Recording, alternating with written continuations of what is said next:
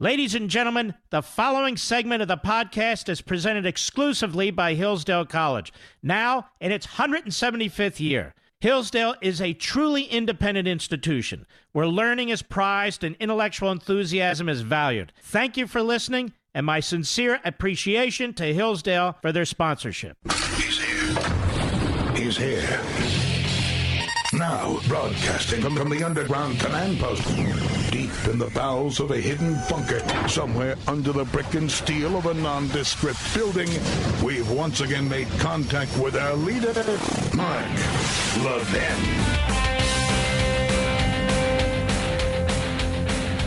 Hello, America. I'm Mark Levin. Our number, 877-381-3811, 877-381-3811.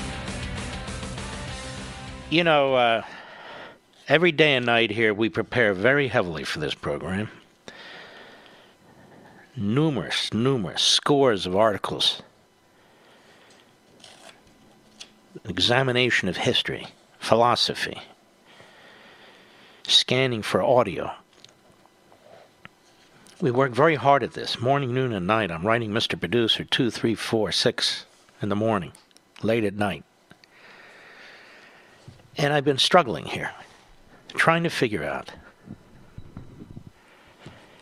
how to address the lack of morality, the lack of values that I see in our media and in the Democrat Party when it comes to right and wrong and good and evil, and America versus terrorists. I think since the president ordered the killing of this monster, what's come to the fore here is a complete lack of morality in the media and in the Democrat Party, which I suppose helps to explain why they support abortion after birth. These are not people, for the most part, who care about humanity. They care about power, they care about self-aggrandizement, but they really don't care about humanity. They care about putting programs in place that follow a particular ideological format. They don't love this country. They don't even comprehend this country. They have no understanding of this country. So they trash it and they attack it.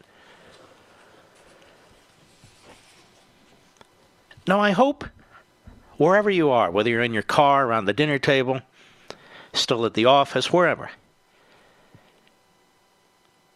that you'll think about what I'm about to say. I've touched on this before. I've written about this before. But I cannot think of another way to communicate that our media, today especially, but in the past, has had no morality. And the same applies to the Democrat Party, whether it's slavery or segregation. One of the most inhumane times in history, as I struggle for the words, was during World War II. And the Holocaust. You had human beings dragged out of their homes, brutalized, raped, tortured, their babies slammed against walls and killed, and children separated from their mothers, people executed on the spot, their clothes taken, their teeth taken, their hair used, their skin used for lampshades. Murdered in the most horrific ways and murdered at a massive level. Concentration camps set up where people were burned to death in ovens or gassed in showers or mass graves shot in the back of the head. Experiments were done on them.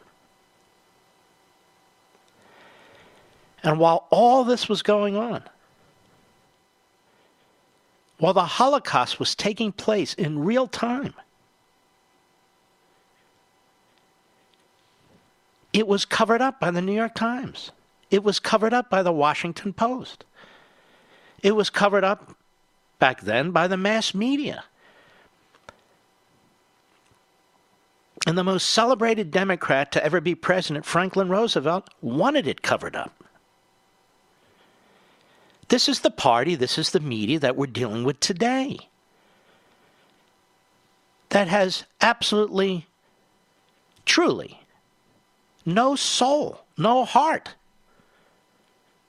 when it comes to this mass murder and what he did to so many people, including Americans and American soldiers, the Soleimani.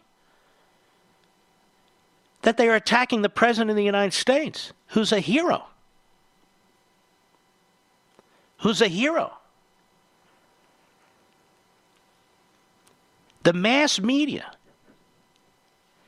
censored the Holocaust right up until 1944. For the most part, there are little stories here and there, buried here and there. I'm talking about the failure to really inform the American people. The information was known. The Nazis were bragging about it. They weren't trying to hide anything. Foreign correspondents knew about it in Europe. But a Jewish-owned newspaper, the New York Times, didn't want to report about it. A Jewish-owned newspaper, the Washington Post, didn't want to report about it. And the great Democrat president, Franklin Roosevelt, didn't want them to report about it. These are the same forces at work today. They've learned nothing. They've learned absolutely nothing. They are immoral. They lie. They propagandize. They contrive. They concoct.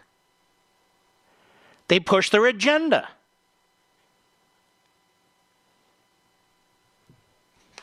And so, as I struggle to try and describe what's taking place in our country today, I revert back to Chapter 6 of On Freedom of the Press. And I'll tell you, I'm not hawking it. Don't buy it. Okay? Don't buy it. It is the substance I want to get to here. Just as the New York Times betrayed tens of millions of people during World War II, the victims, the American people, it does the same today. Soleimani, in large part, is responsible for what has taken place in Lebanon, in the Gaza Strip,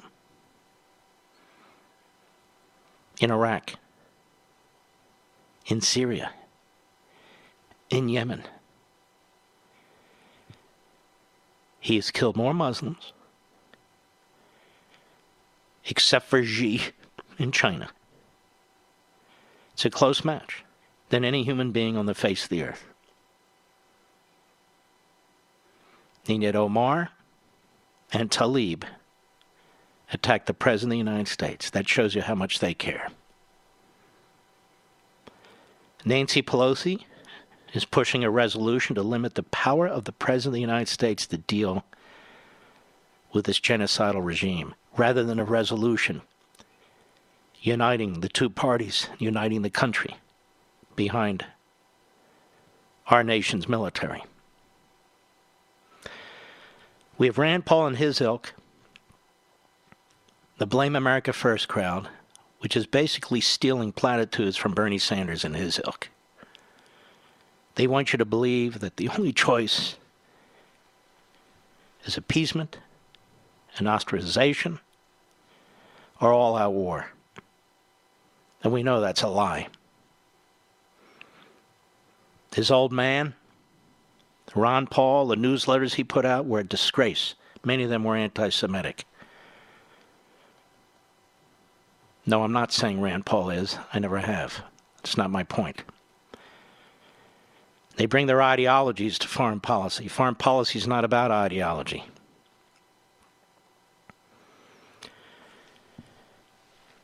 So I want to remind you.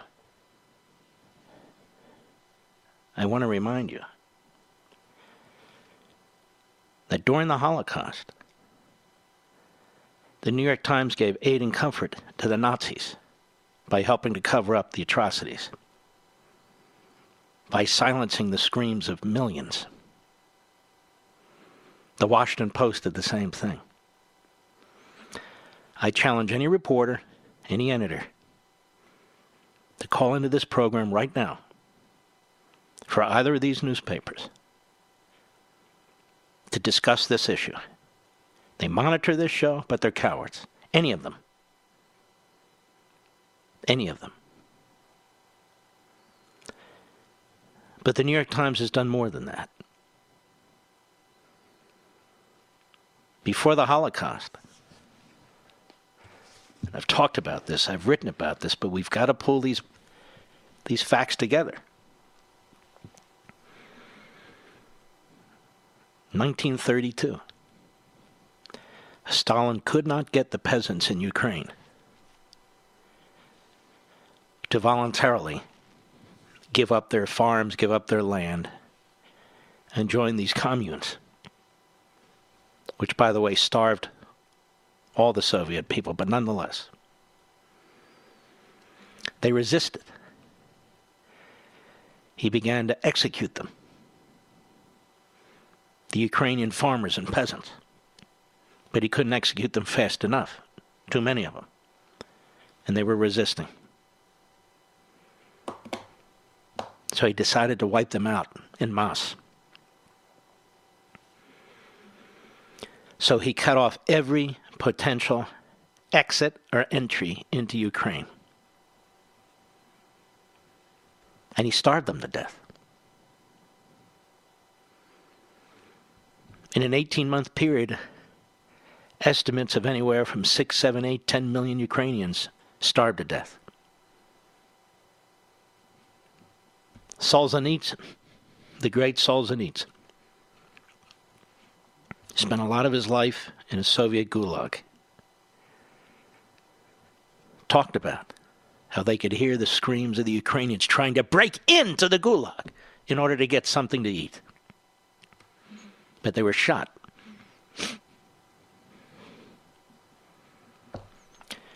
The lead reporter in Moscow, who wound up being there for 12 years, was Walter Duranty. Walter Duranty got a Pulitzer Prize for his reporting on the Soviet Union. Walter Duranty was a liar. He was a propagandist. And he filled the news pages of the New York Times with Stalinist and communist propaganda. He denied that Stalin was starving the Ukrainians to death. He said they had a bad harvest, as is to be expected, he wrote. He would also explain that the Soviet-style farming system was actually quite effective. It was a disaster. Other reporters who reported for British newspapers, who actually went and visited the Ukraine, snuck in and snuck out, said they'd never seen anything like it. 1932, 1933.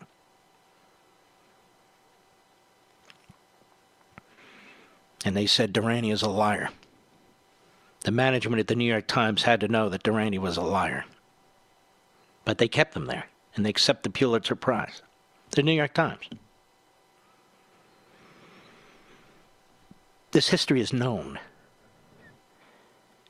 but it's covered up, it's censored. We have a leading Democrat candidate, Bernie Sanders, who's well aware of this history. And yet, he gets married and spends his honeymoon in Moscow. He's the most popular candidate on our college campuses today. Our media lacks morality. It lacks virtue. This is why it stands up for a mass murdering terrorist like Soleimani and tries to destroy a patriotic commander-in-chief like Donald Trump. This is why they use the Russian collusion hoax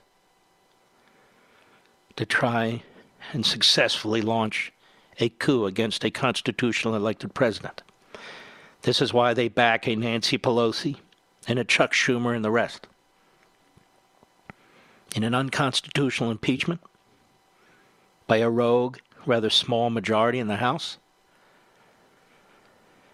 an unconstitutional delay in which the House and Pelosi is blackmailing the Senate. They have no morality. They do not like this country. And they never have. I'll be right back. Mark Levin.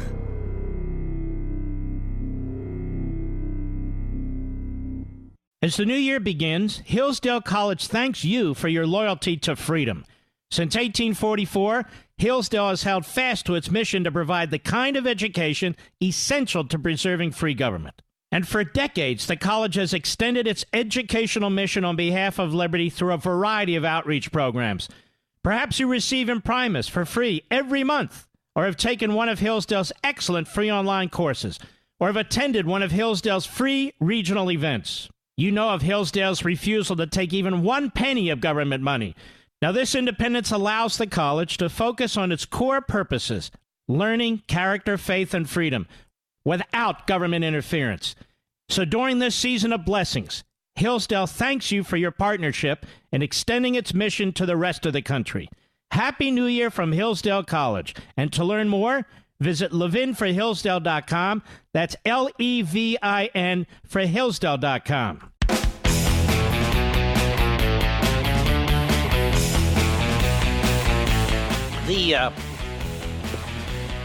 The evidence of the media, particularly the New York Times, a complicity in covering up the Holocaust is detailed and voluminous.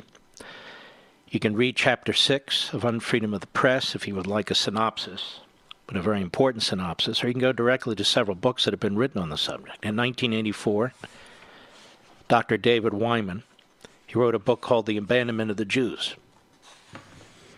The Abandonment of the Jews. It's worth reading. Then we have a Emory University professor, Deborah Lipstadt. She wrote a book on the subject called Beyond Belief. It was the second book on the subject. Then there was a third book on the subject that was written as well. A very, very important book. 3 major books by 3 scholars. And now the New York Times has in its target to destroy the United States. It's sort of the George Soros of the media. That's how I would view the New York Times, sort of the George Soros of the media.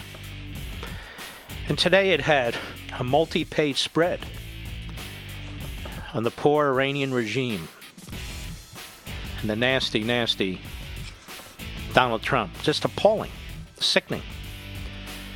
I'll be right back.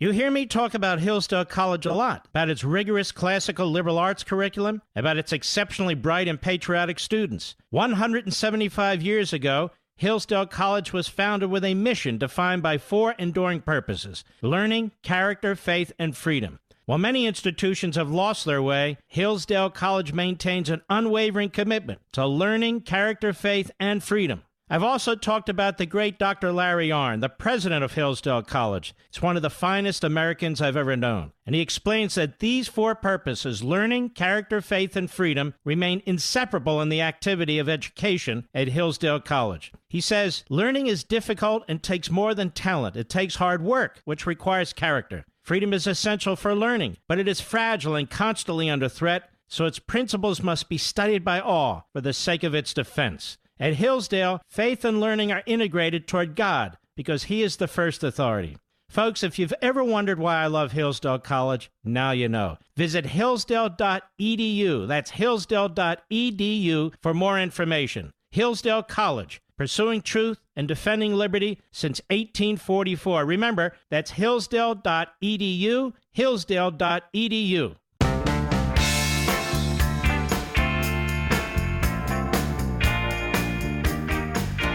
The Mark Levin Show, live and national at 877-381-3811. By the way, the third book, Professor Laurel Leff, L-E-F-F of Northeastern University, formerly a journalist, is called Buried by the Times. Now, if you're in the business of reporting the news, and you choose not to report it or to hide the fact of the Holocaust, how is it that you come out of all that as still being the paper of record? The paper that is cited by the left, the paper that is used by other journalists, the paper that is cited by the Democrat Party? How is it that their editorials, like their editorial today, pushing hard the Democrats on impeachment and conviction of Donald Trump, how is it that that paper has any moral authority whatsoever? Any credibility whatsoever? It's because of groupthink and pack mentality. These people have no morality. You would think after the phony Russia collusion scandal, so-called, there would be mass resignations or firings instead. Zucker is promoted by AT&T. Andrew Lack still has his job over at NBC. Individual hosts at CNN and MSNBC are being promoted. And now they push another libel in our schools, the 1619 founding of America on slavery, which is a bald-faced lie. We have a media in this country that not only rejects freedom of the press, has nothing but contempt for the American citizenry, but is tyrannical in its mentality.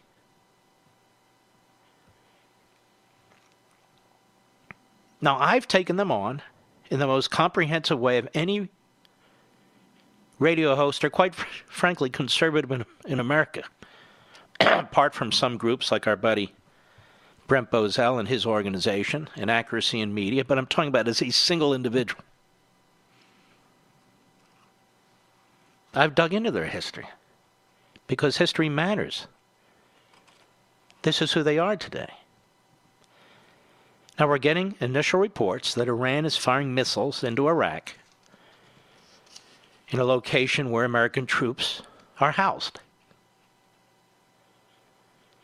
So the Democrats running for president, the Democrats running Congress, the Democrats in the media, the Democrat Party press, they're not interested in the lives and well-being of our soldiers. They want to see what Trump does, and whatever Trump does, he will be attacked for. That's exactly what's going on, precisely what's going on. This is who these people, they have no soul. Look into their soul. It's opaque. There is no soul. So there's a missile attack underway by Iran into Iraq. We have the forces present to address it. And you're going to have the Bernie Sanders Democrats. You're going to have the Code Pink Republicans. You're going to have these fraudulent websites, very few of which I have respect for anymore, just a handful. They're all about hits and headlines and links and apparently short pants. They have no soul either. They're not pro-American. They're not patriotic. They're not doing you a service at all. The modern Democrat Party media views its role as to question the American founding, as to question our founding principles, as to question faith, and the values that come from faith and religion. And so if you're a liberal Democrat and you become president, or a radical Democrat like Obama, their role isn't to question any of those things because those things are generally undermined under such a presidency. Their role, as they perceive it, is to defend such a presidency and the policies. Nothing about Barack Obama or his life or his family or his finances come close to being examined the way Donald Trump's has. None of his foreign policy decisions have faced the fate that Donald Trump's has. Barack Obama withholds offensive military weaponry from Ukraine for 3 full years. He defies Congress without consequence. The same party impeaches the President of the United States under one pretext or another. And they say for 55 days, he failed to give Ukraine the weapons that they wanted. And yet he did. And yet he has. Twice before in the 2 previous fiscal years. And Russia wasn't invading Ukraine on Trump's watch. They invaded Ukraine on Obama's watch. Russia didn't annex Crimea on Trump's watch. They annexed Crimea on Obama's watch. Those fake islands in the South China Sea weren't built on Trump's watch. They were built on Obama's watch. The nuclear capacity that North Korea has built wasn't built on Trump's watch. It started on Bill Clinton's watch. And same with China. Trump's not the one who gave $150 billion, or authorized it, to the regime in Tehran so it could slaughter people and build weapons of mass destruction. Obama did. Trump's not the one who turned his back on our ally Israel. Quite the contrary. He's been the closest ally Israel's ever had in the Oval Office. Obama did that. And Obama voted against the state of Israel in the United Nations, voting with Russia and China, to the applause of every Jew-hating, genocidal maniac in the world. The spread of anti-Semitism in New York City isn't done under the watch of a Republican mayor or a Republican city council. It's done under the watch of a Democrat mayor and a Democrat city council. It's not done under the watch of a Republican governor in New York. It's done under the watch of a Democrat governor. The spread of anti-Semitism and anti-Americanism on our college campuses is done under the watchful eye of hardcore leftists and Marxists and Democrats supporting administrators. These colleges aren't under Republican or conservative control. No, not in the least. And the media. Where have the media been? Where have the media been in the rise of anti-Semitism in our Democrat cities, in our Democrat college campuses? Where have they been? Yes. It's an awful, awful thing. The reporting we're getting is a lie, either by omission or commission. And it is devastating this country. I just want to repeat, months before On Freedom of the Press came out and during its promotion, I made the point that the media are not merely a mouthpiece of the Democrat Party. The media are leading the Democrat Party. The media are pushing the Democrat Party. The media, in many respects, are dictating to the Democrat Party. Because it's the same individuals who just choose a different career, whether they be out of the closet and run as partisan Democrats for office, out of the closet getting tenure as professors, or out of the closet pretending to be journalists, but are nonetheless Democrat politicians.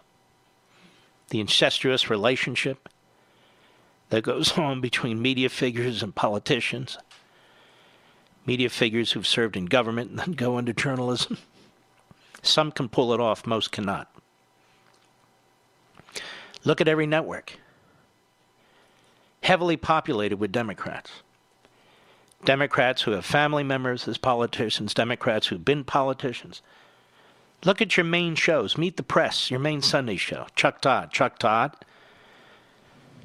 actively worked for Tom Harkin, his presidential campaign.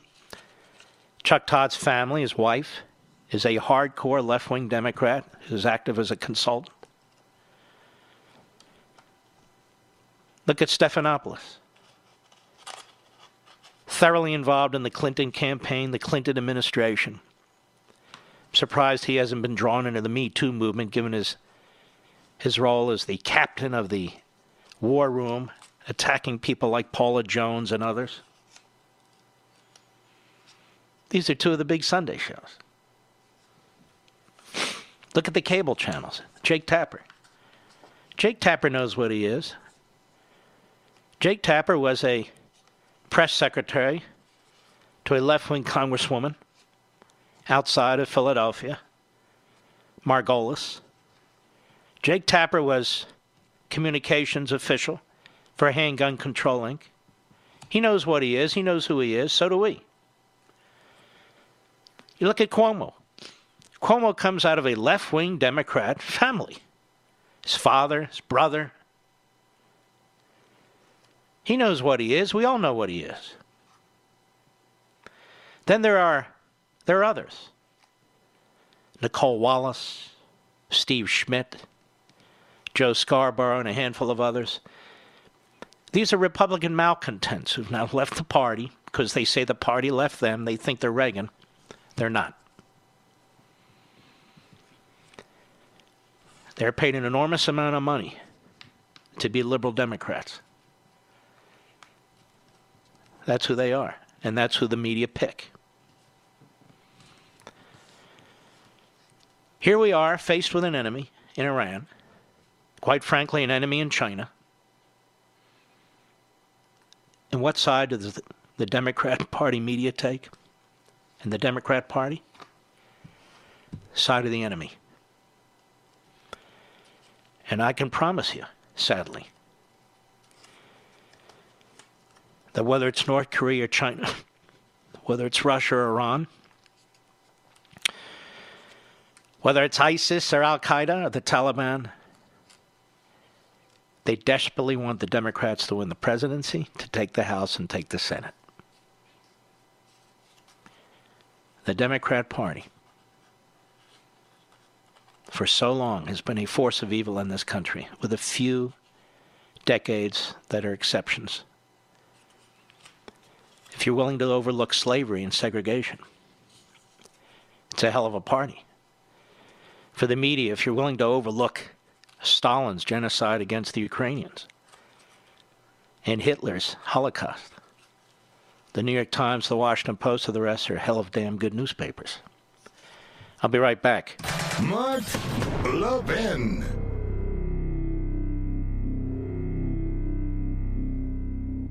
As the new year begins, Hillsdale College thanks you for your loyalty to freedom. Since 1844, Hillsdale has held fast to its mission to provide the kind of education essential to preserving free government. And for decades, the college has extended its educational mission on behalf of liberty through a variety of outreach programs. Perhaps you receive Imprimis for free every month, or have taken one of Hillsdale's excellent free online courses, or have attended one of Hillsdale's free regional events. You know of Hillsdale's refusal to take even 1 penny of government money. Now, this independence allows the college to focus on its core purposes, learning, character, faith, and freedom, without government interference. So during this season of blessings, Hillsdale thanks you for your partnership in extending its mission to the rest of the country. Happy New Year from Hillsdale College. And to learn more, visit levinforhillsdale.com. That's Levin for Hillsdale.com.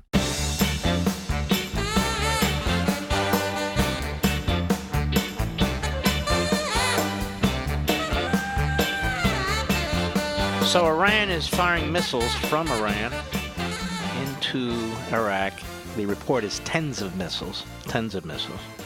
Surface-to-surface missiles. Those are mid-range ballistic missiles, intercontinental missiles. Here's the thing. We could blow this country off the face of the earth if we wanted to do it, but we don't operate that way. For Rand Paul, Pat Buchanan and their ilk, Bernie Sanders and the media and their ilk. But we don't do that because we are restrained. Talk about escalation. China and Russia, how do you think they'd be conducting themselves if this was happening to them? Very differently. So the effort to try and paint Trump as irrational, rash, that the people around him are uninformed, that it's Trump that's escalating the situation is propaganda from America-hating media and America-hating Democrats of a long history of doing a lot of evil things in this country. Please keep that in mind. ExpressVPN is the software that I and thousands of my fans use every day to protect our data online. In the time since I started using ExpressVPN, hacking methods have grown more sophisticated. And as an individual internet user, you don't need an IT department. In fact, you can't. To protect you from online threats, what you do need is ExpressVPN. I've been talking about ExpressVPN on my show for so long that you already understand why encrypting your network data is so critically important. But some of you, my brothers and sisters, you still haven't acted. I don't know why. You're exposed. You might be thinking that security threats don't affect you personally. It's the wrong way to think about this. Not using ExpressVPN is like leaving your front door unlocked every time you go out. Sure, nothing might happen for years, but when a break-in does happen, it's devastating. One of the easiest ways to secure your internet data is with ExpressVPN. You click on one button, it's on your computer or your smartphone, and you're protected. One click. So my only question is, why hesitate? Why not act today? Get ExpressVPN. Now visit my special link right now at expressvpn.com/Mark and get an extra 3 months of ExpressVPN for free. Protect your internet today with the VPN I trust to keep my data safe. Go to expressvpn.com/Mark to get started. expressvpn.com/Mark. Do you remember, Mr. Producer? I remember when there weren't a lot of women in politics. You remember that? You may be too young. There were very few. Great celebrations. Nancy Pelosi's the first woman speaker. And we were told if women ran things, I remember Barbara Boxer talking like this, Elizabeth Holtzman, some of the older women, I don't mean older today, I mean older back when, things would run more smoothly. It'd be a better time. There wouldn't be so much arguing going on. Look at this Nancy Pelosi. Look at her. She's fascistic in her conduct. She's arrogant. She undermines our constitutional order. Clearly, that was wrong. I'll be right back.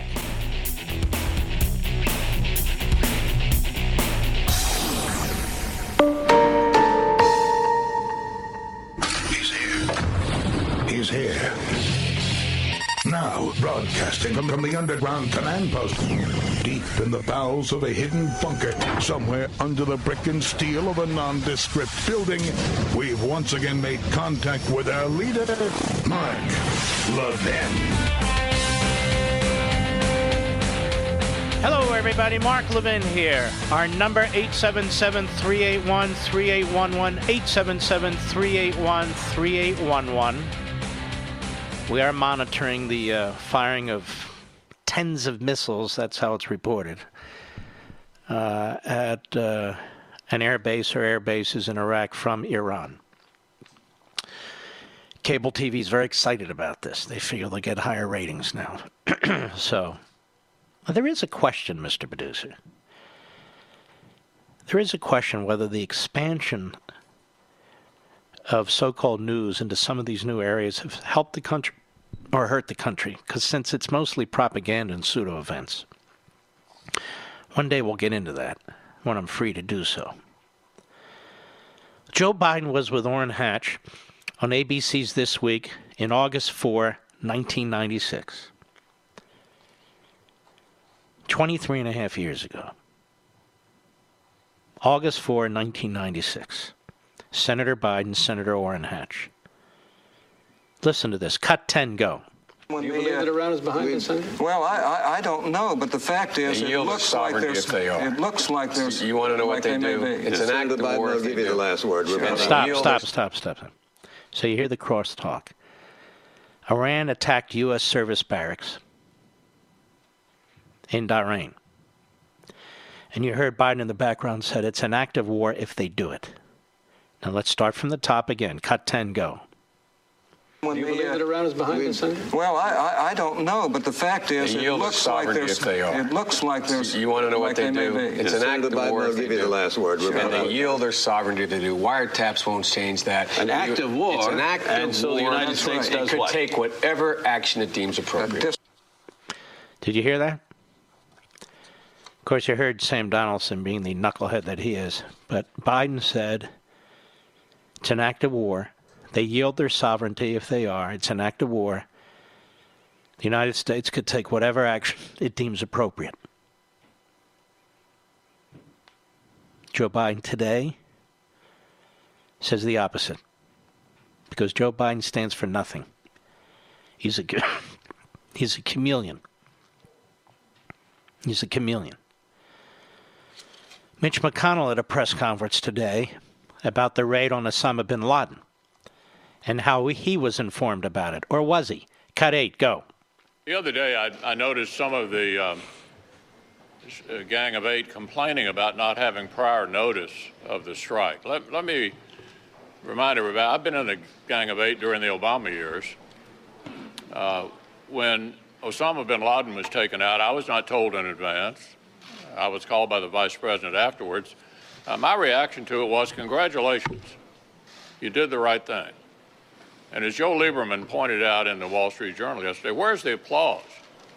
Where is the applause on the other side for the demise of one of the most heinous killers who ever stalked the earth?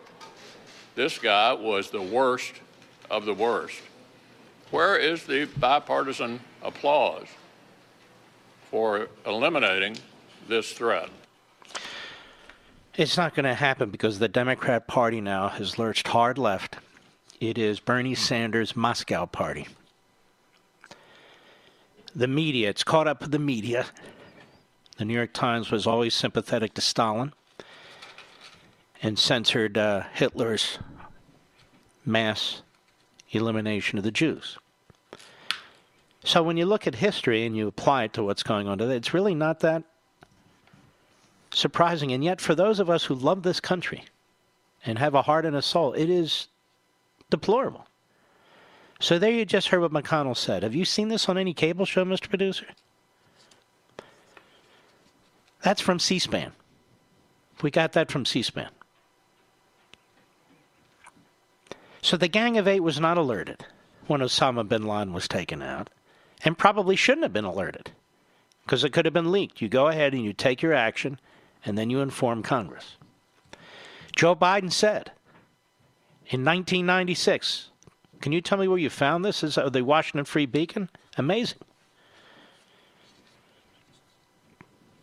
That if you attack our barracks, that if Iran attacks our service barracks, they yield their sovereignty. It's an act of war. I'm quoting him. The United States could take whatever action it deems appropriate. Are American military lives less valuable today than they were 23 and a half years ago? Joe Biden cannot be trusted as a commander-in-chief. None of these Democrats can. The problem with Bernie Sanders is he'd be siding with Russia all the time.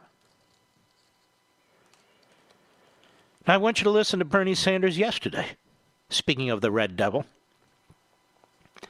Cut 13, go. But this guy is, was as bad as he was an official of the Iranian government. And you unleash. Then if China does that, if Russia does that, Russia has been implicated under Putin with assassinating dissidents. So let's stop here. This is the nature of the argument. You either go to war with every regime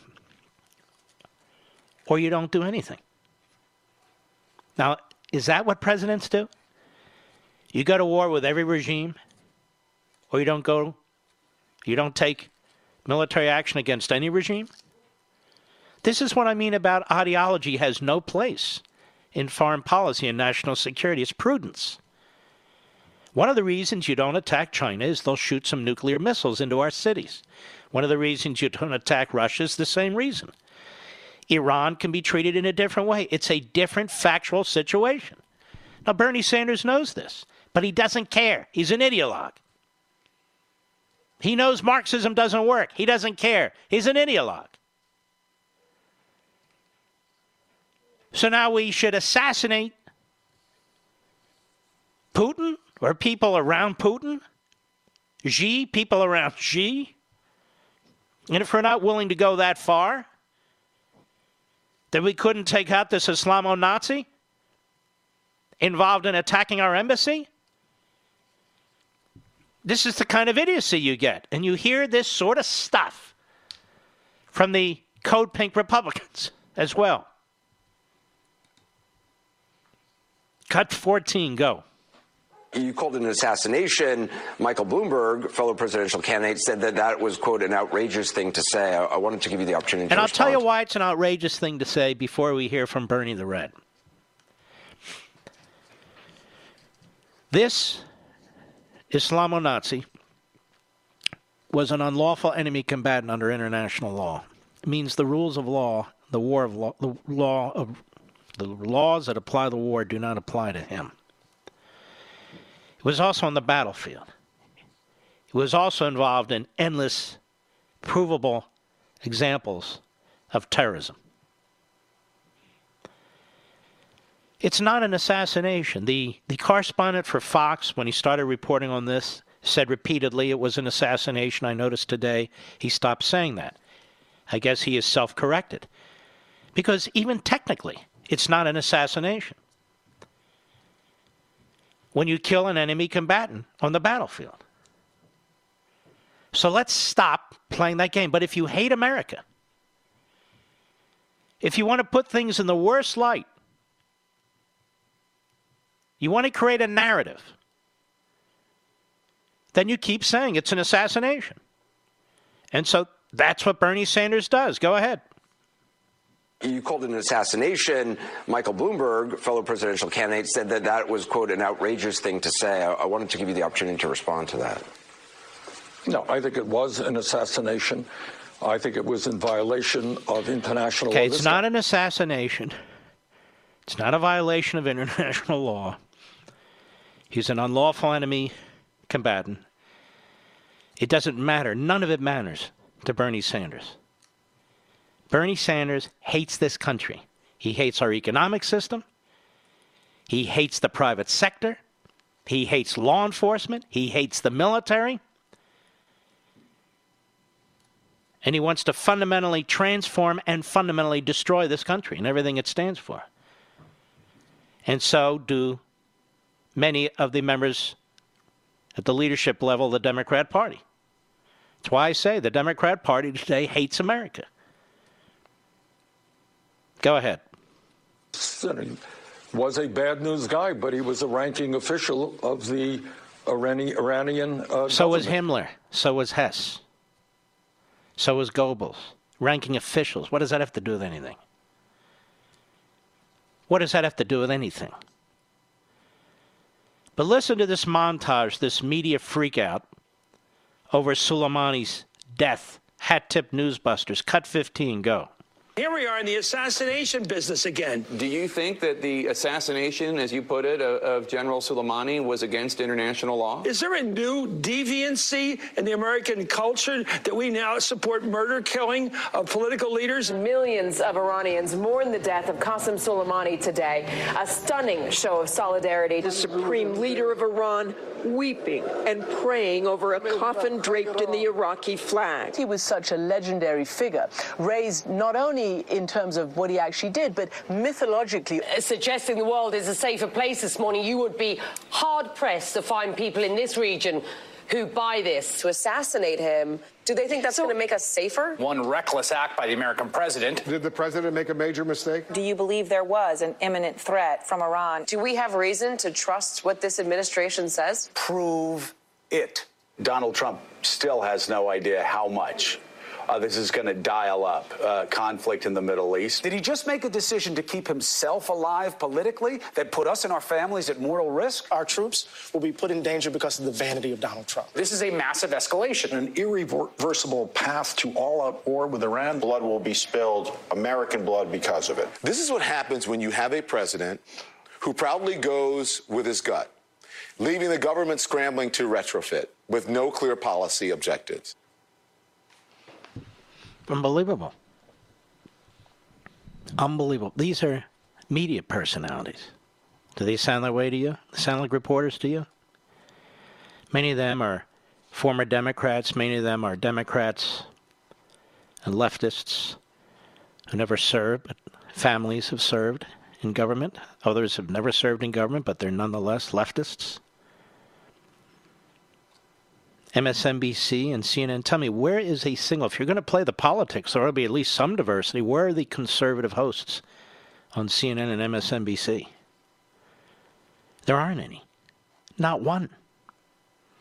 There are liberals in the Fox newsroom. I could call them out by name, but I won't. Because I've been told I must not. Now let's listen to the montage of the Democrats attacking Trump for killing Soleimani. See if you can tell a difference. Hat tip Fox News, cut 16, go. Tragically, his actions now put us on the path to another war. He's been erratic and unsuccessful in almost every previous foreign policy endeavor. This one is the most dangerous of all. We are not safer today than we were before Donald Trump acted.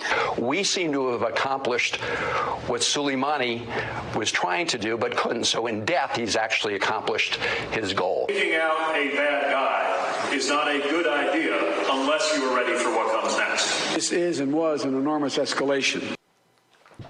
Can you tell the difference between the Democrats running for president and the Democrats in the media? The answer is no. And so what you're going to hear all night, what you're already hearing on cable and elsewhere, is the escalation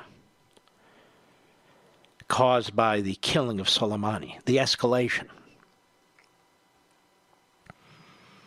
Unbelievable.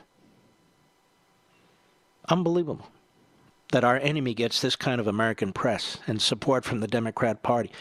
You folks who are listening to this program, you're not all conservatives, you're not all Republicans. I hope you're really thinking about this now. The Democrat Party is incapable of keeping this nation safe. The Democrat Party puts its own interests and power before everything else. And when you think about it, it always has. It always has. It's an appalling situation that we're in. Absolutely appalling. Mike Pompeo had a press conference at the State Department today. It was absolutely outstanding. His knowledge of the issue is unbelievable. But I want you to listen to Andrea Mitchell over there at MSLSD and how she questions Pompeo. Cut 9, go.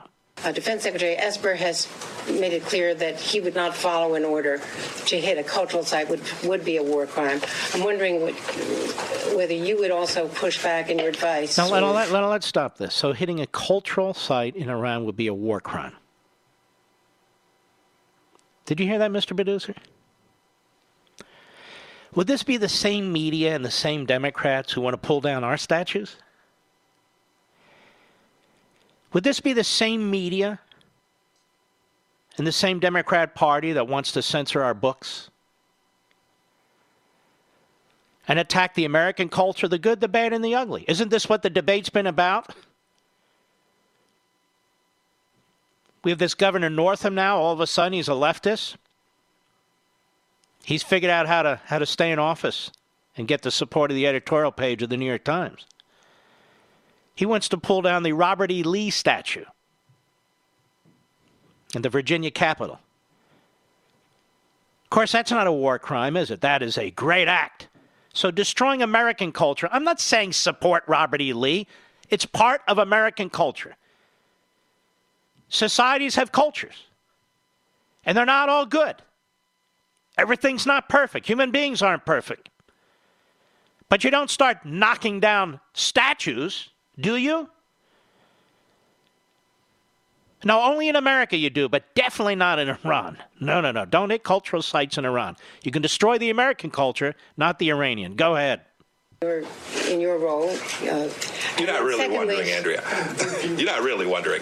I was unambiguous on Sunday. It is completely consistent with what the president has said. We will take every action we take will be consistent with the international rule of law, and the American people can rest assured that that's the case. Let me tell you, Andrea, it's too bad you weren't as aggressive with Obama when he was given almost $2 billion to a terrorist regime. And he went into the Iran deal and was part of the deal that gave them $150 billion. It's too bad you weren't concerned about that. I'll be right back. Mark Levin.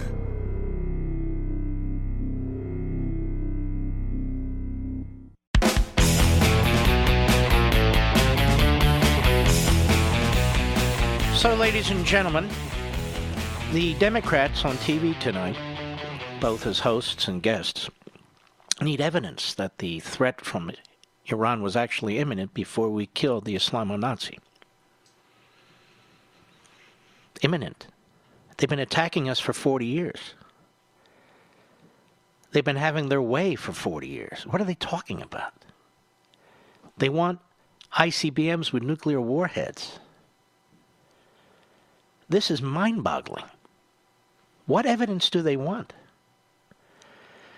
And I'm going to tell you this. The Democrat Party and the media are in no position to lecture this president or the American people about any of this, since I hold them in part responsible for funding the Iran terrorist war machine.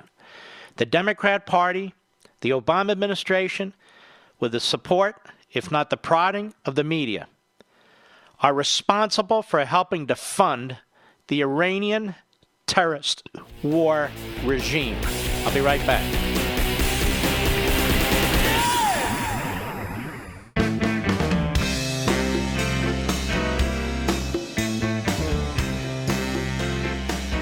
If you turn off your radio and open the window, you can probably hear him straight from the studio. Call Mark Levin at 877-381-3811. Tell me, does it get any lower than this? You know what the Fars news agency is, Mr. Producer? I wouldn't be surprised if you don't. It's the Iranian state-run news, right? Even though they deny it, of course. So there's footage from the Fars news agency of their missiles airborne. Doesn't look like that many, but their missiles airborne, allegedly aimed at American bases in Iraq. And the American media keeps using state-run Iranian Fars news footage. I mean, it's shocking. They're getting their news and their news footage, in many respects, from Iran. And now we hear that they've targeted at least 2 U.S. military bases. I don't know where the American media gets this from. I just don't trust them anymore. You know? Independent news, America. Just really. I mean, the standards are non-existent. They got to be first. They got to get the most viewers, the most hits. So now Iranian state-run news agency footage is being played all over the American media. Whatever happened to patriotism in this country? Do the media not have any? They claim this is news. Running propaganda from Iran, that's news. Even if it's accurate, why would you run, Far's news agency footage? Because that's all they have. And they're looping it. They're playing it over and over and over and over again, just in case you missed it.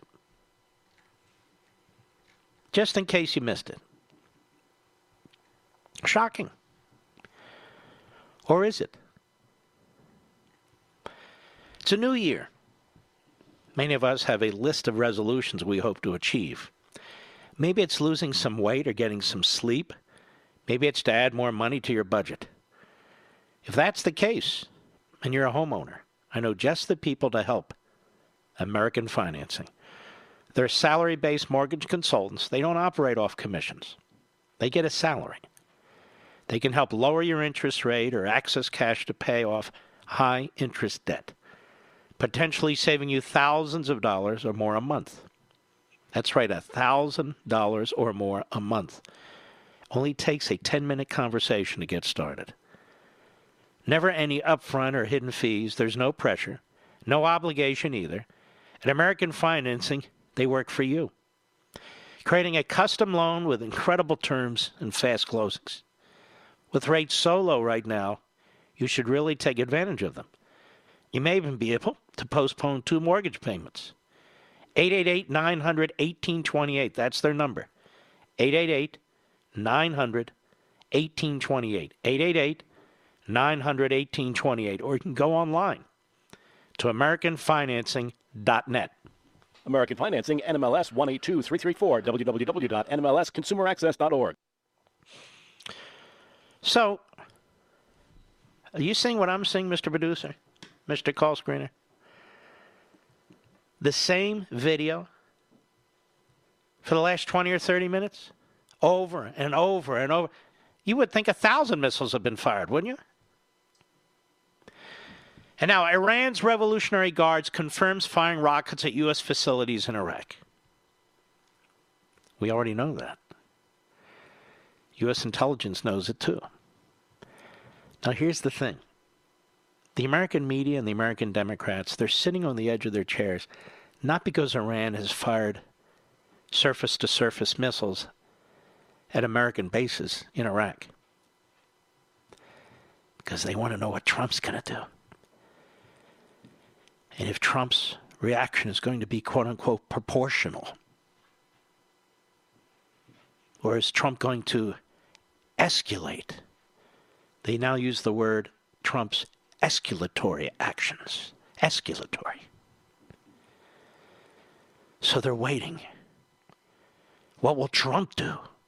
Not, look at these Iranian Islamo-Nazi regime bastards and what they did. No, it's what's Trump going to do? He brought us to this point of war already. How dare he kill Soleimani and defend the American embassy in Iraq from unprovoked attacks by Iranian surrogate terrorists? How dare Trump do that? He's no better than Bush. He's no better. He is. He's a warmonger. He's a warmonger. Wanting to kill brown and black people. That's what he's doing. That's Trump. He's got no strategy. He didn't tell Congress in advance. What else have they said? The people around him are uninformed. There are rats in his brain, I think I read some op-ed in the New York Times. Rats in his brain. My God. And then we have the morning schmo and Mrs. Schmo. Look at this. He's now broke open a hornet's nest. Hornets flying all over the place. Hornet's nest. He doesn't even know what he's doing. Has no idea. Here's a guy that just wiped out a man with absolute perfection and precision. And the thing is, it was a limited strike. A limited strike. But Congress is suddenly very concerned about this. They weren't concerned about bin Laden. They weren't concerned about 2,800 bombs that Obama dropped on Syria. No, that's okay. They weren't concerned, the Democrats, about Benghazi. Thought that investigation was political. May I please ask the cable news channels to cut it out? Stop playing the Fars News Agency video of a handful of the Iranian missiles up in the sky over and over and over and over again. Would you please stop hyping this stuff and just report the damn news? My God. Unbelievable. Just incredible. All right, let's take a call. Mr. Producer, who do you recommend here? On the Levin app, Jeff in North Carolina. Go right ahead, please. Hey, Mark. Thanks for taking my call. Yeah, hey, I just wanted to share with you time I spent over there. I was on a base. It was Balad, not far from Al-Assad. And it was routine, at night especially, that rockets and mortars would come in all the time.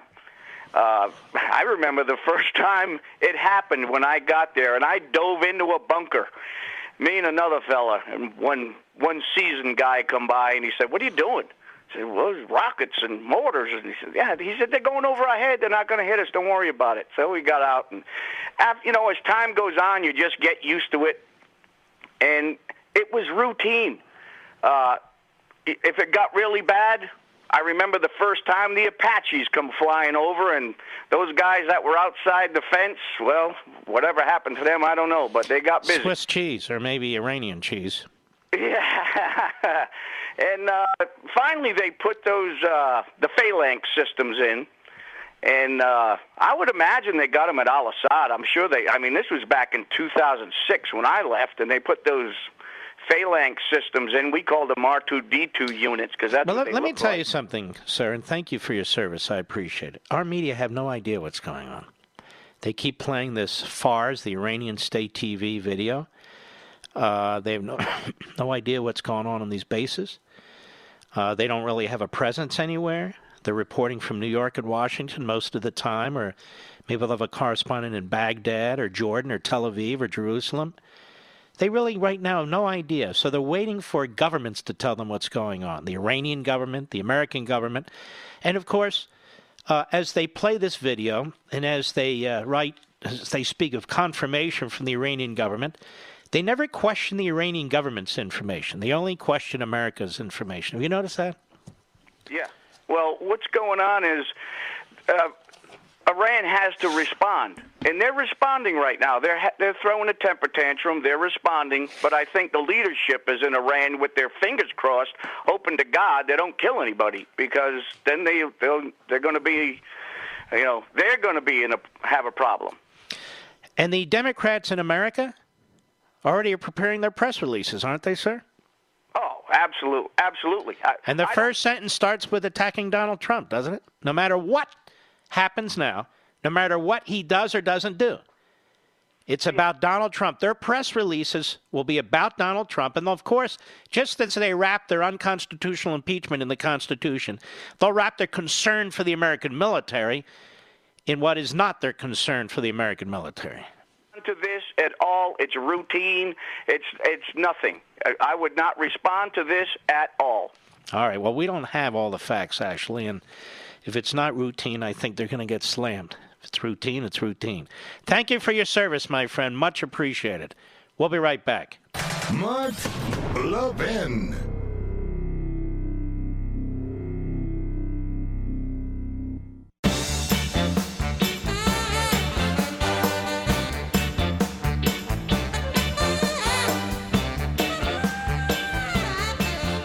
Your wits about you, everybody,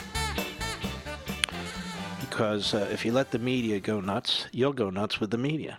The Department of Defense has put out a statement on the Iranian ballistic missile attacks in Iraq just now, Statement from Assistant to the Secretary of Defense for Public Affairs, Jonathan Hoffman, at approximately 5:30 p.m. Eastern Time on January 7 today. Iran launched more than a dozen ballistic missiles against U.S. military and coalition forces in Iraq.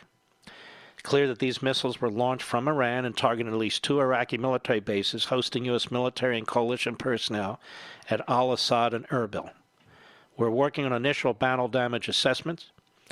Recent days, and in response to Iranian threats and actions, the Department of Defense has taken all appropriate measures to safeguard our personnel and partners. These bases have been on high alert due to indications that the Iranian regime planned to attack our forces and interests in the region. As we evaluate the situation and our response, we will take all necessary measures to protect and defend U.S. personnel, partners, and allies in the region. Due to the dynamic nature of the situation, we will continue to provide updates as they become available. Iran's guards advise U.S. to withdraw its troops from the region. And, of course, that's being promoted by the media along with the constant Iranian state TV, Fars news agency pictures of their 12 missiles airborne. Over and over. Now it's been almost 45, 50 minutes, Mr. Producer, that they keep playing the same video. You see, the Iranians have an advantage in this regard, as do the Fatah and Hamas Palestinian terrorists, as do the Hezbollah terrorist surrogates of Iran and all of our enemies, the American media and the American Democrat Party. Because they continue to use the narrative to attack the president and to basically attack our own country. These comments, and we talked about it last night, where they say things like, these people are horrible, what they're doing, what they've done to us, but, fill in the blank, but. You ought to send a letter to your member of Congress. I'll tell you how. Let's face it. Most New Year's resolutions are hard to keep.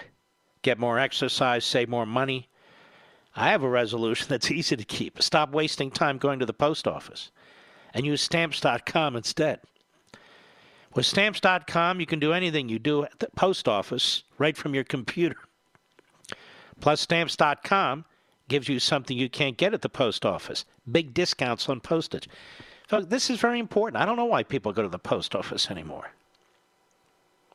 Simply use your computer to print official U.S. postage 24/7 for any letter, any package, any class of mail, anywhere you want to send it. Now, once your mail is ready, just hand it to your mail carrier or drop it in a mailbox or put it in your own mailbox. It's that simple. With Stamps.com, you get 5 cents off every first-class stamp and up to 40% off priority mail. Excuse me. Now, that's a big deal.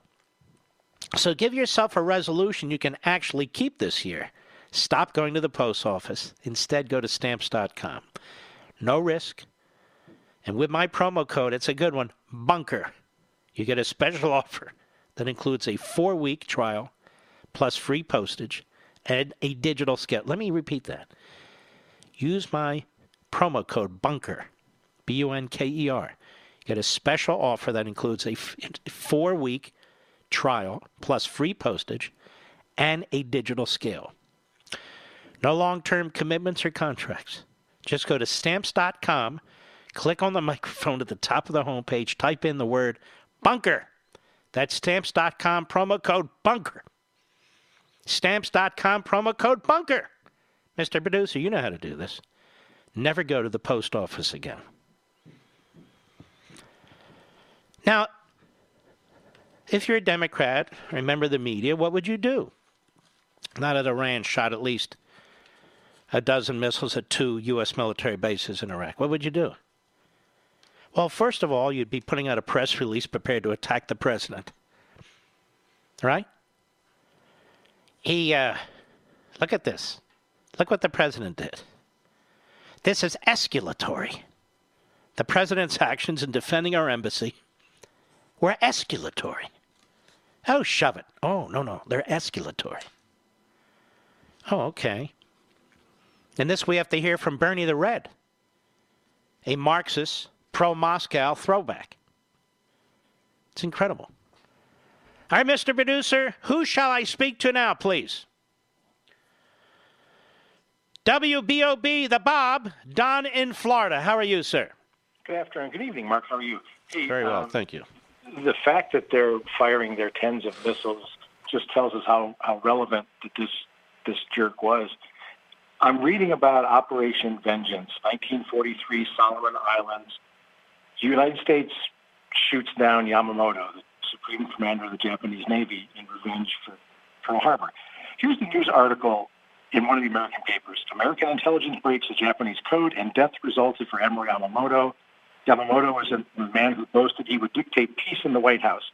Yamamoto died in a flaming Japanese bomber over the Solomons. And then it goes on and says, and another plane tore into his companion and gave the second enemy bomber a long burst. You feel like they were on our side at one point, at least whatever this paper was. I read an article about the same account. Wait, did they say it was escalatory? No, I don't know if the word existed back in 1943, but I read the Nippon Times. Nippon Times has a picture of Yamamoto, Nippon, Japan, obviously, and it says, Yamamoto dies a hero, gallant death. I'm thinking, that's MSNBC today. Tell me, did the American media have pictures of millions of Japanese in the street celebrating, at a funeral procession for their hero? Mark, it had pictures of the Americans standing around his burning plane with rubble on the ground. It was when we cared about patriotism and American. All these Dems should go to the World War II Museum in Louisiana. And if they don't come out of there with a sense of patriotism... No, all the Dems should go to Tehran and enjoy that magnificent utopian society. All right, my friend, thank you for your call. We'll be right back.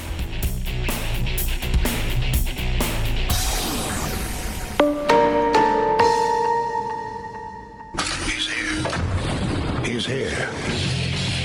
Now, broadcasting from the underground command post, deep in the bowels of a hidden bunker, somewhere under the brick and steel of a nondescript building, we've once again made contact with our leader, Mark Levin.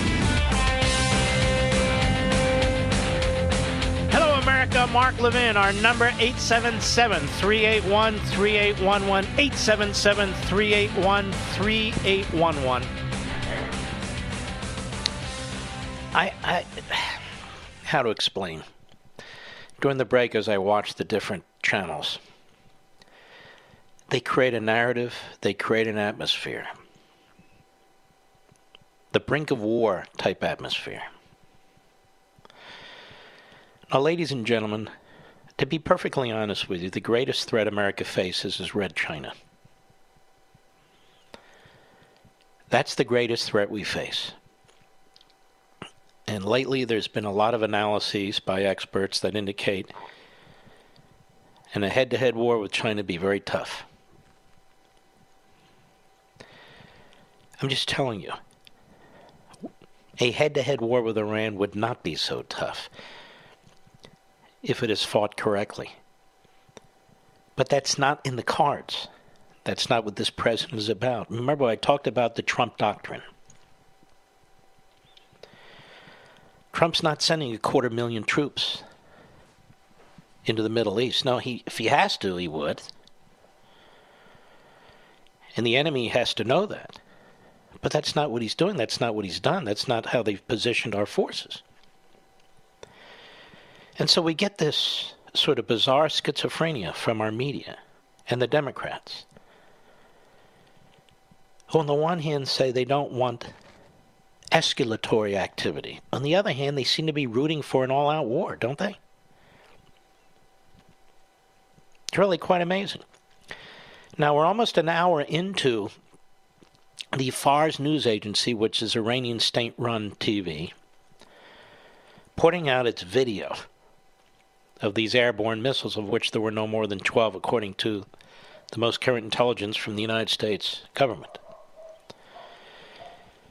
And they keep playing it to the American media on American television.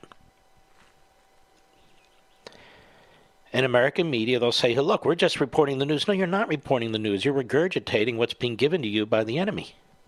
No, Iran is the enemy. They've told us for 40 years they're the enemy. They've kidnapped our people. They've killed our people. You wouldn't know it because not one of these damn networks has talked to any family that has been victimized by the Islamo-Nazi regime. Not one that I can tell.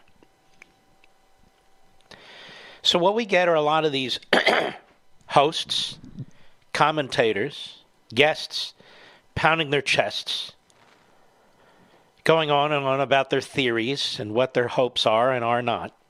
And that's not news. That's not news at all. And I'm telling you right now, in the offices of the Senate Democrats and the House Democrats, they're sitting there poised at their keyboards. They're speechwriters and or their PR people with press releases and statements. Not because they, in earnest, are studious about getting the facts and defending your country, our country, but because they're poised to attack the president, no matter what he does, no matter the outcome. Period. That's what we're facing. Let's go to Moses, the great WABC. How are you? I'm doing great, Mark. It's great to talk to you, my friend. Happy New Year. You too, brother. All right, Mark. So the one thing I have to say, because you know what, I'm an Iraq veteran myself. I served in 06 to 07 with the Marine Corps, and just watching what's going on right now, I think it's disgusting that right now the number one ally of the Iranian government is the Democrat Party and their media allies, because right now they are giving them the biggest propaganda win that they've ever had in history because of the hatred they have for this president. I think it's insane, because right now you have the Democratic Party that are playing this euphemism game, right? Because Soleimani has been designated a terrorist by the United Nations and the EU going back 15 years. He's also been designated a terrorist by our country, and he's also been sanctioned to remain in Iran. He's not allowed to leave. He was in Iraq, not delivering sugar to his neighbor. He was out there planning the attack of an embassy and also planning the attack that killed an American citizen and wounded 4 others. And what's insane, just the fallacy that these people on the left and the Democrats have, is that they want us to be a strong punching bag. And now, no matter what you think about this commander-in-chief, for the first time, we're now a sparring partner with our enemies, and they don't know how to react to that. You know, it's insane, the reaction that we're getting. And just like what you were saying before, how right now, I'm just seeing these rocket attacks. But when I was overseas, this was happening almost every other day. It's a normal thing. You know, the military can handle it. And I can't stand how these people, they try to minimize. Like, listen, when I joined the Marine Corps back in 2003, I knew what I was signing up for. The same way a cop, when he becomes a SWAT team member, he knows what he's doing. I'm also a firefighter. I know that my job is to run into a burning building when everybody is running out. You know, we know what we signed up for. That's our mission. That's our job. That's what we train for. And I don't need anybody telling me that they need to feel sorry for me for the job that I did. They need to support me no matter who the commander-in-chief is. Well, you're terrific. And let me say this to you, Moses, this Democrat Party. When I think of supporting the United States military, I don't think of the Democrat Party in Congress, do you? Not at all. And when I think of supporting the cops who've had to deal with 9/11 and the rest on regular days, which are crime infested enough, I don't think of the Democrat Party supporting the cops. Do you? Not today. When I think of judges who are Democrats, most of them, who are Democrats, when I think of law and order and keeping criminals in prison, I don't think of Democrat judges most of the time. Do you? Not at all. So how is it that they want to protect the American people? When under Obama, we had this balancing act where if you cut $1 from food stamps, you had to cut $1 from the United States military. Does that sound like a party, any people who care about national security? Sounds like another type of enslavement. It sounds insane. So anyway, Moses, thank you for your service and your call, my friend. You take care of yourself. Very edifying. Who's next, Mr. Producer? WABC, Edmond in New York. Go. Mr. Levin, you are a patriot. I appreciate you. I wish there were many more of you.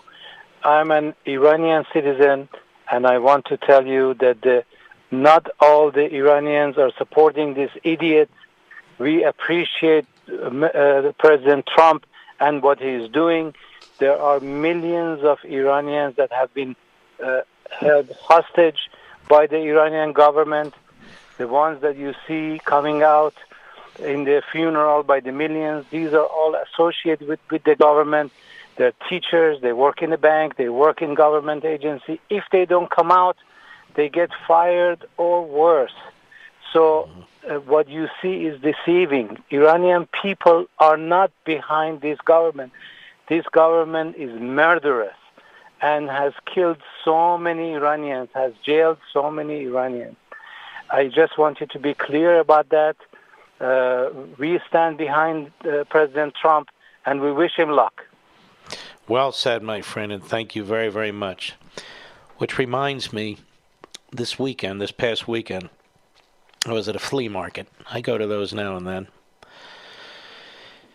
And an Iranian couple, I didn't know at the time, they came up to me, Mr. Levin, or great one, which is always a little embarrassing. I turned around and said, hey.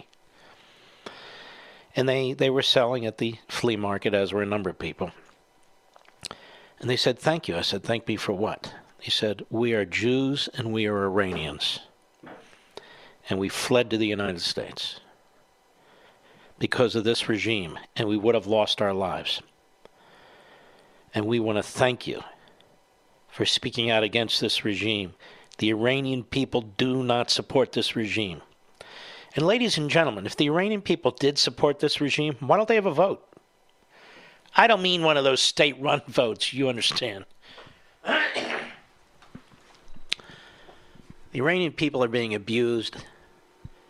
That is a police state.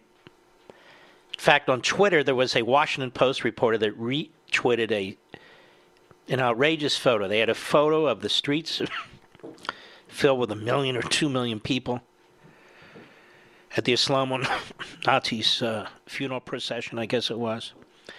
And then they took it and showed it next to a photo of the president's inauguration crowd. And they wanted to show, look, this is bigger than that. And what they showed was the opposite. A free people gathering for an inauguration of a duly elected constitutional president, which, of course, the Democrats don't support. And then a people who are oppressed, many forced to go to the streets, or many who work for the oppressive government in the streets. In the Washington Post, this reporter didn't get the fact of what she was actually showing. It wasn't the numbers. It was the societies, the comparison. A free people and an unfree people. I'll be right back. Mark Levin.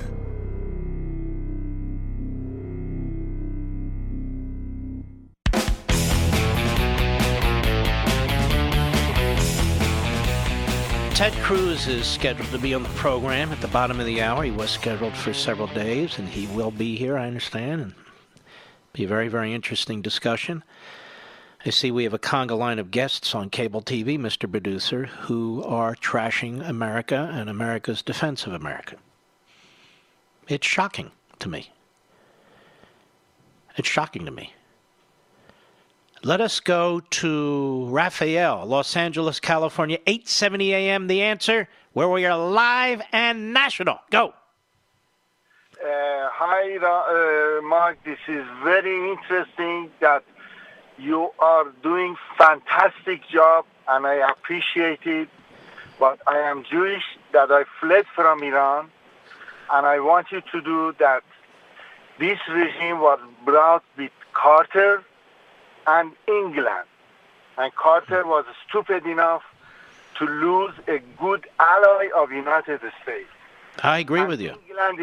England is ripping off this country, Iran, and he's teaching all the mullahs what to do. And until England wants, they're going to keep that regime. Who is England, you say? England, yes, England. They are conducting all this scenario in Iran. I think President I don't think that's correct. I mean, England just sent some of its Royal Navy into the area to back up the United States should the United States decide some kind of a coalition activity is necessary. That's only the show. I saw Nikki Haley talking against Iran and the ambassador of England in United Nations told Nikki Haley, don't talk about it, we like to keep this regime. Don't talk about changing the regime. Well, I agree with you there. I mean, all of Europe and the Democrats in our country and the news media have the same view. All right, my friend, I appreciate your call very much. Jose in Tennessee, the great WWTN, go. Hey, Mr. Levin, thanks for taking my call. Yes, sir. And I've learned a lot listening to your show in the last year, a lot. Thank you. And I just want to say, when my parents brought us to this country, we left a communist country to come here. Which country? Cuba. When we left Right. Cuba. Yep. And one of the things that has shocked me, and has been a lot of. By the way, Obama and the Democrats kind of like Castro's Cuba. I'm glad you brought that up. When Obama started doing what they did, it took the wind out of so many people and the hope out of so many people thinking that, they've been wanting freedom for all these years, and all of a sudden, Obama goes over there, and they, what he did to those people is to tell them, like, you're screwed, Mm-hmm. And our media, the media in this country, think about these people in Iran that have been wanting freedom, and in China and all over the world, and they watch our media act like they're the voice of our country, and that's what they hear over there, and they're just buddying up to socialism, communism, to these disgusting dictators and terrorists. The media does very little coverage of the freedom fighters in Hong Kong trying to defend their liberty and their lives. The media does almost no coverage of the slaughter of the Muslims by the Red Chinese government in Xi, the Uyghurs, among others, taking place in China, and the Christians, I might add, too. They've done almost no coverage of what's going on in the interior of Iran. I don't hear from the LGBTQ organizations either. As a matter of fact, you would think America is hostile to those folks. No, it's actually Iran who kills them. These repressive genocidal regimes do not get the attention that they deserve in the right way. And then, of course, it was historic when Obama opened up channels to Cuba, which, of course, is a police state. And it's what I started off with the program. The media in this country has no morals. It has no virtue. They have no virtue. They have a horrific history, modern history, of covering up genocide and covering up the Holocaust and lying to the American people. And they're doing exactly that tonight. Yes, they are. Yes, they are. Thank you, Mr. Levin. Jose, thank you, sir. Take care of yourself. Scott on the Mark Levin app in Utah. Romney country? Oh, no. How are you? I'm good. So thanks for taking my call. You bet. My head's about to explode, not by watching CNN or MSNBC. Of course, you know what you're going to get there. I've heard more Republicans, people that consider themselves conservatives, you call them Code Pink Republicans, wringing their hands, upset, really, unbelievably. I'm talking some pretty mainstream people on Fox. I won't say who they are. We all know who they are. People that said that when John Bolton left office, they said lives were saved. And I think it's scurrilous for them to demean these people that just want to protect our homeland. Why do we always start off by saying we don't want to have one more life lost over there? We cannot go to war. We can't send ground troops. Nobody's saying we're going to send ground troops, but why do we start with that why don't we just not tell everybody what we're going to do? Because they're cowing people. You must be a warmonger. And anything that's taken place in Americans' past history that didn't go right or wasn't perfect is on your hands if you're a warmonger. What kind of strategy is telling people what we can't do? Maybe Iran needs to think we might send ground troops. Maybe that will help avoid it. It's a good point. Maybe they'll stop doing what they're doing if they think we're going to come all, full steam ahead. If the Iranians watch American TV, we're in deep trouble. Well, but it's mainly the conservatives, and hopefully you can reach out to some of your friends. Listen, nobody's done more to talk about Code Pink Republicans within the confines of my contractual restrictions than I. Nobody. And we all know what I'm talking about, don't we? Yes. Well, there's nothing else I can personally do about it. Please. All right, my friend. How much time do I have, Rich? Oh, 30. Sorry, pal. I didn't mean to cut you off. Doing the best I can, folks, which I think is better than everybody else, or better than most. I'll be right back.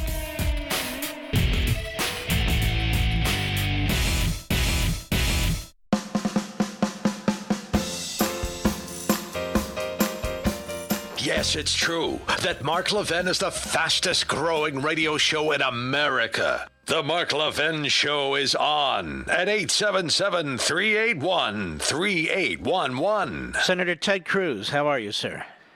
Mark, I'm doing very well. How about yourself? Doing very, very well. So we have this looping of the Iranian Fars TV news agency and the airborne, I think there are 12 missiles or so that they fired at 2 United States bases, according to most recent reports. Yeah.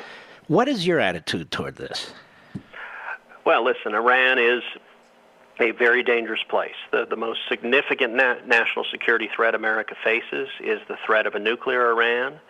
And Soleimani, who we just took out, was the most dangerous terrorist in the world. And he had been leading the Quds forces in Iran for decades. He'd been designated by the United States government. He'd been designated by the United Nations as a terrorist. According to the U.S. Department of Defense, he's directly responsible for the deaths of at least 603 U.S. servicemen and women.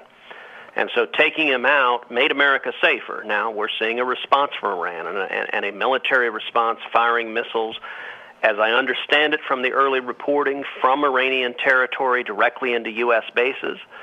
We'll see what the consequences are. But Iran, the Ayatollah Khamenei, is a radical theocratic zealot, and he's attacking America. And he has been a anti-American theocratic zealot since he assumed power, and since as the dictator of Iran. Stopping Iranian terrorists from killing Americans is a good thing. Now, let me throw in one caveat. That does not mean we are headed towards a land war in the Middle East. Nobody wants to see that, and we're not going to see that. And so some of the reaction online, some of the reaction by Washington Democrats, some of the hysteria about we're headed to World War III, that's not accurate. That's not going to happen. We took out a terrorist. We are seeing Iran respond by firing missiles. We should be praying for our servicemen and women. We should be prepared to defend our servicemen and women, and that may result in subsequent airstrikes. But nobody believes that the president of this administration is going to send in major ground troops, or this is going to escalate into an extended military conflict. And I, for one, certainly hope and don't believe that it will. But what do you make of this reaction? I've never really seen anything like this. In the media, in the Democrat Party, it's almost identical, which is attack Trump. I mean, if you're the enemy and you're watching American TV, you have to be pretty happy with the propaganda you're seeing on American TV. Well, unfortunately, that's exactly right. You're seeing mainstream media outlets describing Soleimani, the most dangerous terrorist in the world, as this revered general. I mean, and it's the sort of stuff, look, Pravda would blush at saying. I mean, it's just pure propaganda. And for Democrats, you know, it's unfortunate that it used to long be the case and the standard that politics end at the water's edge, and particularly when you're dealing with military conflict, that you don't engage in partisan battles when it comes to standing with servicemen and women, particularly stationed abroad and engaged in military conflict and at risk. Today's Democratic Party, they seem to be motivated by and believe in only one thing, which is that they hate Donald J. Trump with a all-consuming passion. And that means if they have to defend Iran, if they have to defend Soleimani, if they have to defend terrorists, if they have to attack servicemen and women, they've been far too willing to do that. And I think that's a really dangerous and it's a really sad threshold that we're seeing Washington Democrats crossing. You know, and they pretend they're not, but they are. And this is the party that backed Obama, who gave this enemy a little under $2 billion in ransom money, but also made it possible for them to receive $150 billion. So, that's worse than appeasement, isn't it? It's not only appeasement, it's funding your enemies. I mean, it is not an exaggeration to say these missiles that are being fired at American servicemen and women tonight were in a very real sense funded by the incredible foolishness of the Obama nuclear deal that gave the Ayatollah over $100 billion.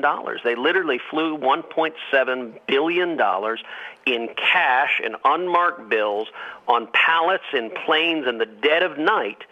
What do you think they've used to build the military that they're now attacking us with? And that's why, look, one of the simplest principles of life and policy and politics is don't give billions of dollars to people who want to kill you. And I think instead the response, when you have terrorists like Soleimani who target Americans over and over and over again, who murder Americans over and over and over again, we will respond. We will respond with strength and determination. And if you're a terrorist who targets Americans, you risk the force of American military retaliation, and you risk losing your life, as Soleimani did. And there wasn't a single Democrat running for president who supported taking out Soleimani, who defended what the president did. In fact, every single one of them accused the president of being provocative and escalating the situation. Isn't that appalling? It is. As you know, in the Senate, I've introduced a resolution commending the administration, commending our servicemen and women for taking out the leading terrorists in the world. And the resolution I introduced is very deliberately worded almost word for word like the resolution the Senate passed commending President Obama and the Obama administration for taking out bin Laden. And it was designed, we used almost the identical wording. That resolution passed the United States Senate unanimously, 100-0. Every Republican, every Democrat supported it. We'll see what happens now as we stand here today. I've got 27 co-sponsors, all Republicans. I have a total of 0 Democrats because taking out terrorists, they were willing to say it was okay for Obama to do it, but if it's Trump, apparently it doesn't matter if it's a terrorist who is murdering, who the Department of Defense has specified is directly responsible for the deaths of at least 603 American servicemen and women, and yet partisan attacks matters apparently more than that. That's a really tragic situation we find ourselves in. I think a lot of the president's critics, including what I call these Code Pink Republicans, they don't really understand the policy here. I call this the Trump Doctrine. I'd be curious to know what you think. It's certainly not the Obama appeasement doctrine. Right. And it's not the Bush doctrine of interventionism and building states and, Jeffersonian democracy and so forth. It is build the strongest military on the face of the earth, defend America, advance America's national security, and when necessary, use our military. It's not an ideological doctrine. It's a prudential doctrine. Does that sound about right? I think that's exactly right, and it is reminiscent of Ronald Reagan's philosophy of peace through strength. And look, I spend a lot of time with President Trump, and particularly on foreign policy and national security. And when it comes to Iran, I spent a great deal of time urging President Trump to pull out of Obama's catastrophic Iranian nuclear deal. He did so. Well, let me stop you there. You deserve a lot of credit. In fact, you didn't just urge it. You led the way on that, and I want to thank you. And he showed the courage to do it, so I'm grateful he showed the courage to do it. Today was taking out Soleimani was an example of strength. My view, I've described my foreign policy as I'm a non-interventionist hawk, which means I don't want to be going down the road that we have seen in the past of some Republicans who want to invade every country and turn every dictatorship, try to turn it into Switzerland. The job of our military is not to do nation building. I don't want to go into Iran and rebuild it and try to turn it into a democratic utopia. I want to stop terrorists who want to kill Americans from killing Americans. And I think that has been that has been reflected in the foreign policy and national security policy that President Trump has implemented. Now, if matters escalate and if we do find ourselves in extended military conflict, then I think Congress plays a very important role. So I'm also not with some of those Republicans who want to give any president a blank check to engage in endless wars. I think if there is an ongoing military conflict, you need congressional authorization. But when it comes to taking out a dangerous terrorist, when it comes to defending our servicemen and women, the commander-in-chief has a responsibility, and I think President Trump is fulfilling that responsibility in defending our servicemen and women right now. Let's move quickly before we run out of time to impeachment. First of all, I argue these articles of impeachment are unconstitutional. They do not comport with the specific language in the Constitution in any way. That any president could be impeached for, quote-unquote, obstructing Congress when they go to court or abuse of power. I mean, I don't think any president would survive impeachment. They violate traditional due process that's been handed to past presidents and judges, for that matter, during the process. Now Pelosi, singularly, is holding up the articles from the Senate, and I argue is poisoning the Senate process. And what is the Senate going to do about this? Well, look at you, Mark, arguing things like law and the Constitution and principles like due process. Those at times in Washington almost seem like antiquated notions. We're just, it's relentless Trump derangement syndrome is what Washington's consumed by.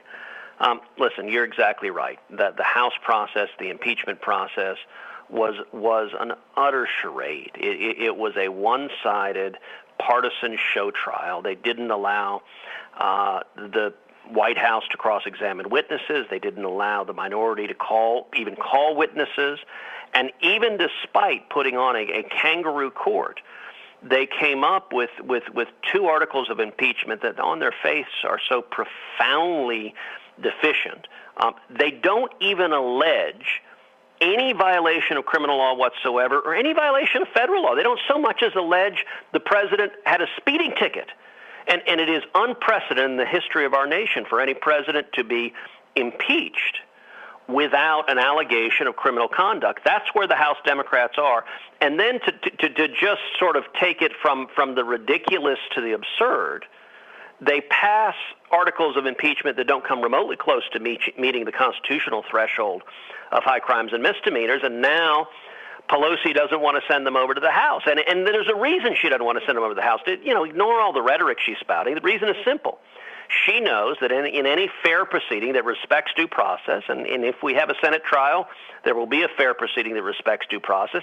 She knows these claims would be thrown out, that they're laughable on their face because the evidence did not support the claims of impeachable conduct. That's why she's not sending it over, because this is a press game. This is a media game. This is not about actually the Constitution. I think it's disgraceful what the House is doing.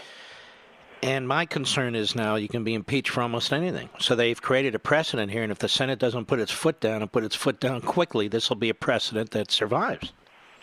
You're right, and the constitutional standard, and you know this history, but not all your listeners may know the constitutional history, that originally the draft of the Constitution said that a president could be impeached for treason or bribery.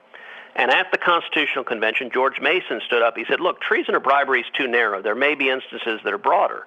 So George Mason introduced an amendment and wanted to add the word maladministration so that it would read treason, bribery, or maladministration. In response to that, James Madison stood up. James Madison, as you know, father of the Constitution, he said, look, maladministration is too broad. If maladministration is the standard, then any time a Senate disagrees with the president or a House disagrees with the president, they can impeach him. So Madison proposed, let's take out maladministration and let's add the words other high crimes and misdemeanors. And that's, of course, what the text of the Constitution says today. And it was because maladministration was too broad. We need to follow the law, and this House proceeding has nothing to do with the Constitution and has everything to do with partisan hatred and animus of Donald Trump, and they've been trying to impeach this president since the day he was elected because they're mad at the American people for electing him, and that is an abuse of the Constitution to misuse the impeachment proceedings in that way. Ted Cruz, I want to thank you. I know you have to go. I know we have to go. You ought to come on more often. In fact, you ought to come on my Fox TV show at some point. I will do it, and it's you are a dear friend and a patriot, and you love the Constitution, and this is a time when all of those are very valuable and very much needed. All right. Be safe. God bless you. God bless you. All right. Boy, is he sharp, Mr. Producer, or what? We'll be right back. Mark Levin.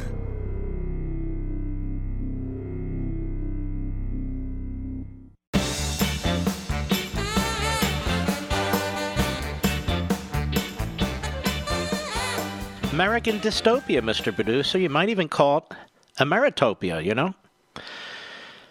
CNN, I think, is somewhat pleased about the Iran firing 12 missiles because it takes this off the headlines. CNN settles lawsuit from Free Beacon Man of the Year, Nick Sandmann, as reported by Free Beacon. Covington Catholic High School student Nick Sandmann scored a legal victory against fake news after CNN agreed to settle a lawsuit alleging the network falsely tarred the teenager as a racist. The settlement was announced today at a hearing at a federal courthouse in Covington, Kentucky, according to Cincinnati Fox affiliate Fox 19. A source at CNN confirmed the settlement to the Washington Free Beacon, but said the details have yet to be finalized. So CNN doesn't want any of this public because CNN is not a news organization. It's a propaganda wing of the Democrat Party or vice versa. Simply Safe Home Security is like getting commercial-grade enterprise-level security, but for your own home. Think about the security Fortune 500 companies use. They need to know police are going to be on the scene immediately. It's exactly the kind of security you get with Simply Safe. Now, if there's a break-in, pardon me, there's a break-in, Simply Safe uses real video evidence to give police an eyewitness account of the crime. And that means police dispatch up to 350% faster than for a normal burglar alarm. Outdoor cameras and doorbells alert you to anyone approaching your home. Plus, Simply Safe protects your home from fires, water damage, and carbon monoxide poisoning. You can set up your system yourself with no tools needed, or Simply Safe's experts can do it for you. And it's only 50 cents a day with no contracts, no wires. Go to simplysafemark.com today to get free shipping on your order, plus a 60-day money-back guarantee. That's simplysafemark.com to save on home security today. Simplysafemark.com. If you don't have it, please don't wait anymore. Protect yourselves. You know, Deborah's home was stolen. Now, I don't mean thieves stole stuff in the home. I mean scammers literally stole her home. You think that's not possible? It is. The FBI calls home title theft one of the fastest-growing white-collar crimes. And this story is why you need home title lock. Excuse me. Deborah says, criminals found the title to our home online and filed fraudulent documents claiming they owned it. But it gets worse. She says, I was evicted from my own home and $85,000 in equity gone. Nobody believes you can get your home stolen this easily. Well, friends, this is why you need to get home title lock, because no insurance or bank protects your home from title theft. First things first, go to HometitleLock.com, register your address to see if you're already a victim and don't know it. Then sign up to help protect the legal title to your home so you don't end up like Deborah. And to get you started, I got you 60 risk-free days of protection.